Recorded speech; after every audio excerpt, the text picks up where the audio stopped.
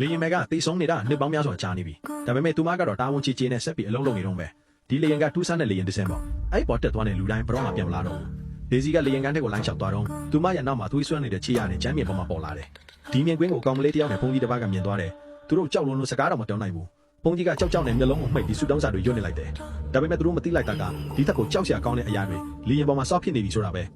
အိမ်သားထဲမှာလူတယောက်မျက်နှာတက်နေတော့ရုတ်တရက်သူ့နောက်ကနေသွေးပိတ်နေတဲ့လက်တဆောင်ထောက်လာပြီးသူ့မျက်နှာကိုသွေးထွက်အောင်ကုတ်ချစ်သွားတယ်တစ်ချိန်တည်းမှာပဲလေရင်ကန်ထဲမှာပူပြီးကြောက်စရာကောင်းတဲ့ကိစ္စတစ်ခုဖြစ်သွားတယ်ခရီးသက်တယောက်ကရုတ်တရက်ထားရလိုက်ပြီးလူအားလုံးကြည့်နေရင်းနဲ့ပဲသူ့ခေါင်းကိုတပည့်ပြအောင်လှည့်ပြလိုက်တယ်ပြီးတော့သူကချမ်းမြေပေါ်ကိုပုံလဲကျသွားတယ်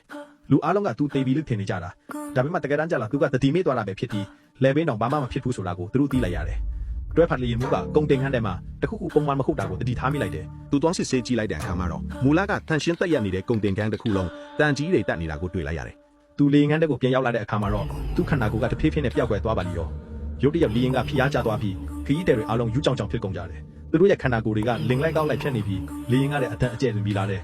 မီးတွေအားလုံးလည်းပိတ်သွားကြတော့လူတိုင်းကကြောက်ကြောင်နဲ့စွပြုံပြီးနေကြတယ်ဒီအချိန်မှာပဲလူတိုင်းကဒေစီကိုဘာပဲဖြစ်နေတာလဲလို့မေးကြတယ်တကယ်တော့လွန်ခဲ့တဲ့10နှစ်ကဒေစီလည်းအခုလိုမျိုးကြုံခဲ့ဘူးလေအဲ့ဒီတော့ကလီရင်ဘော်ကခရီးသည်တွေအားလုံးနတ်ဆိုးပူးခံရတယ်လို့ဖြစ်ပြီးတရေတွေပြောင်းသွားကြတယ်ကံကောင်းစွာနဲ့ပဲဒေစီကလီရင်မူအခန်းထဲကိုအချိန်မီဝင်ပုံနိုင်ခဲ့လို့အသက်ဘေးကလွတ်ခဲ့တာအဲ့ဒီအချိန်မှာပဲလီရင်ခန်းတကားပေါ်မှာသွေးစွမ်းနေတဲ့လက်ရာတွေစပြီးပေါ်လာတော့တယ်